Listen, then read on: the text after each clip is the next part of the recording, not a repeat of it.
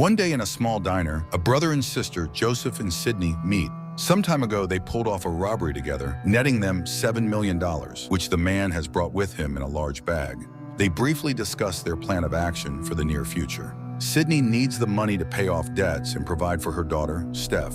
She wants to right her wrongs because she regrets not being there for her daughter as she should have been. But first and foremost, the pair needs to hide in such a way that they can't be found.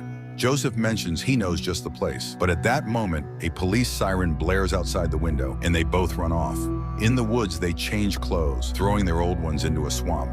Joseph says that a friend of his has allowed them to hide out in her country house, a place long forgotten by everyone. Soon they reach a cornfield, and as they make their way through it, they hear gunshots. They approach the house cautiously. To their surprise, there is a car parked in front, and 3 guys are amusing themselves by shooting empty bottles with rifles. Sydney calls out to the troublemakers, but her shotgun doesn't scare them. However, when Joseph appears on the other side, the trio takes off.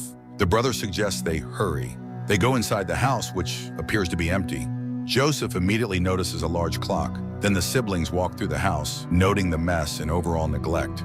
At that moment, they once again hear police sirens. Sydney suggests running, but Joseph points at a door leading to a pantry and announces it's exactly what they've been looking for. He then rushes to the clock on the first floor and starts turning its hands in a particular sequence. Sydney does the same with other clocks, and when they all start chiming, the pair steps into the pantry and closes the door behind them. Thunder rumbles and lightning flashes above the house. Just then, Joseph opens a small notebook and orders his sister to dial a certain number on the antique telephone inside the room, and to hang up right after she says the required words. Outside, they can hear the voices of police officers searching for them. Sydney dials the number and utters a few words, then immediately hangs up. Darkness and silence descend. Sometime later, Joseph opens the door and they step outside. There is no one around. The house is neat and cozy. Everything is in its place, and the clocks have stopped again. Following instructions, Joseph winds the clock in the living room. Sydney can't believe they actually pulled it off, and now they are safe. But Joseph reminds her they must stay there for at least 14 days, which doesn't seem too hard.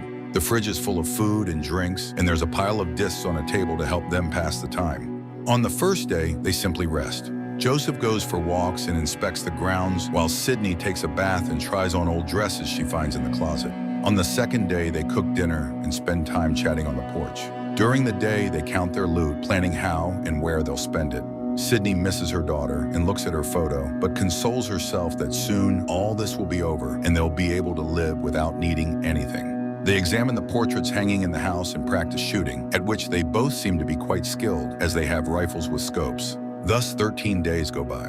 One evening, Sydney explains to her brother the value of certain items stored in this strange house. For example, a bullhook is not cheap, but modern people simply don't know what it's for. Suddenly, she switches to talking about their relationship as brother and sister. The man feels he never gave her enough love and now suffers because of it. But Sydney herself thinks her life hasn't turned out too badly. She does have a daughter, after all.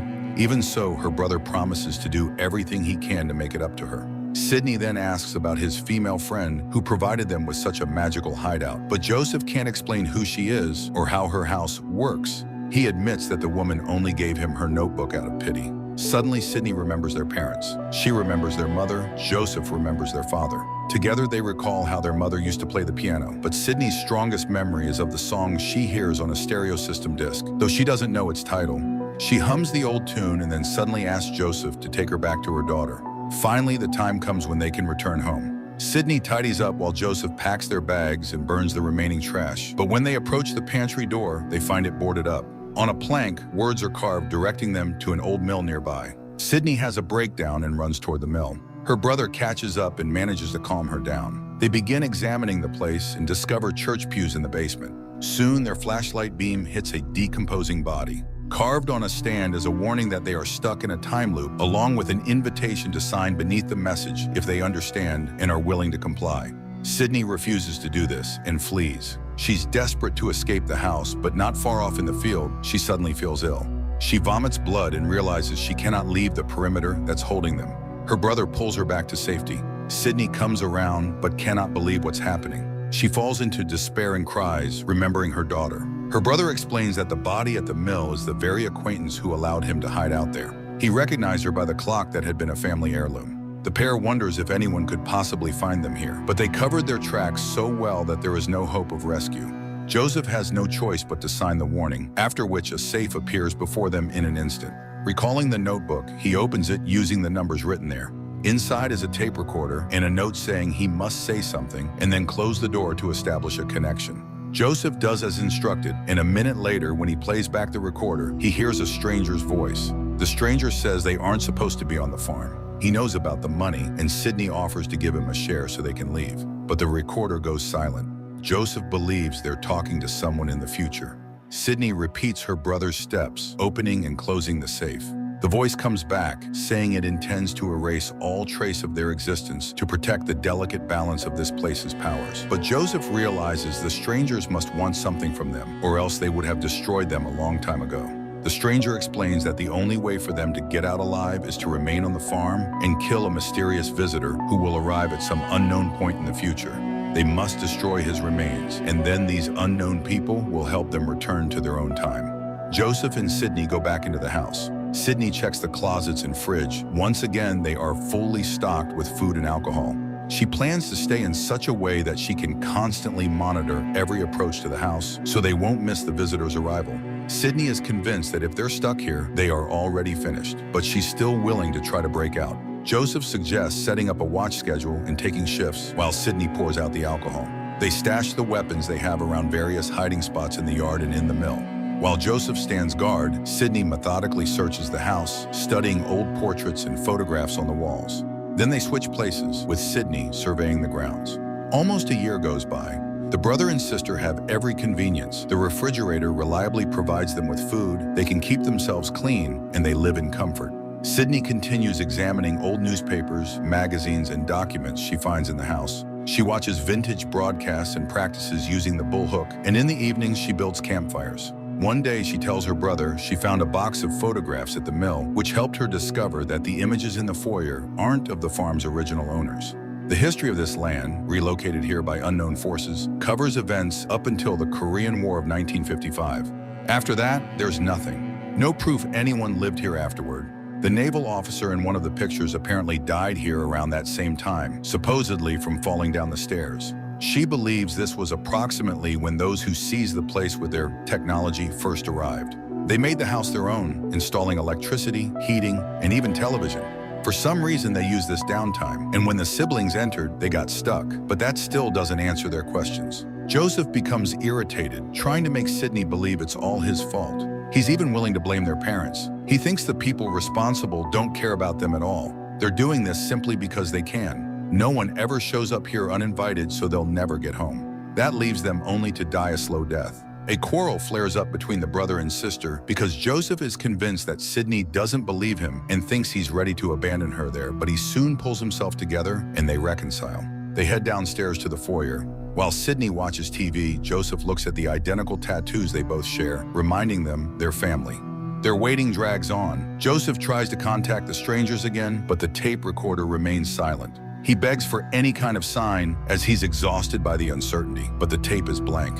One day, a mysterious visitor appears on the farm. He watches Sidney through binoculars, then walks toward the house and prepares to shoot her. But Joseph spots him and shouts to warn his sister. The bullet misses its mark. The hooded stranger then opens fire on Joseph, but he also manages to duck back into the house and hide. They begin hunting the visitor, but can't find him yet. Joseph circles around the house and tries to reach a stash of weapons hidden in the field. The stranger fires at him. Joseph heads back into the house where the hooded man catches up with him. Later, Sidney hears music from the field and sees someone with a tape player from which their mother's song is playing. Joseph lies at his feet. Sidney goes out into the field. An argument ensues and Sidney is wounded. She takes cover in the house, bandages herself, and discovers the closet is blocked once more. In a rage, she tries to break down the door, but a warning appears on the board, telling her not to do that. At the same moment, a safe appears in the room. Meanwhile, Joseph, his legs bound, regains consciousness in a church. Sidney reopens the safe connection, insisting on leaving with her brother. The strangers warn that if she breaks down the door, both will die. At that moment, the visitor notices Joseph trying to reach his pistol and strikes him. A stranger says they can't risk the visitor escaping. Sidney mentions her mother's music, but they insist the visitor is not her mother. Meanwhile, the visitor, who for some reason cannot speak, writes a note instructing Joseph to contact these strangers and assure them he and Sidney have fulfilled the requirement and killed the intruder. Sydney is in the midst of being persuaded to disclose everything she knows about the visitor, after which they promise they will explain why they're so sure it isn't her mother. Then the connection abruptly cuts off. In the church, the visitor makes Joseph confirm the intruder's death on the tape recorder. Joseph says the body is outside, that he's injured, and if the strangers can contact Sydney, the two of them will present the body. Sydney receives this information and sets out to rescue him. Meanwhile, the visitor, communicating in writing, tells Joseph that he's looking for the person who killed his family. Just then, Sydney makes some noise outside and the visitor rushes out. A shootout begins, and this time the visitor flees. Joseph manages to grab his pistol and free himself, while Sydney chases the stranger into the house. They fight, and Sydney wounds him, knocking him down, and tries to reveal his face. Struggling, she finally manages to pull off his mask and recognizes her now adult daughter, Steph. While she's trying to make sense of this, Joseph bursts in and shoots the visitor. Sydney tries to shield Steph, and the bullet hits her instead. While the brother mourns his dying sister, Steph escapes through the pantry, is left alone. Joseph tells the stranger on the tape recorder that the visitor is gone. He buries Sydney and, following instructions, waits at the mill. He's transported to an unknown location and meets the stranger from the tape recorder plus a woman. They demand information about the visitor, but Joseph knows nothing. They say he and Sydney broke the rules and will be erased, apologizing for having hoped for a better outcome. Joseph begs for one last chance. The strangers agree and send him back to the first day. At the cafe, he reveals to Sydney he has lived through this cycle many times. Unable to prevent her accidental death, he tells her the only way to stop it is to kill him on the spot, take the money, and return to her daughter. Sydney shoots Joseph and flees as police sirens approach. It's a strange and even absurd film because the viewer is left expecting an explanation or a resolution to this bizarre paradox, but it never comes. Who is behind all of this? What they hoped to achieve and why the heroine's daughter turned out to be the one she had to kill all remain unanswered mysteries.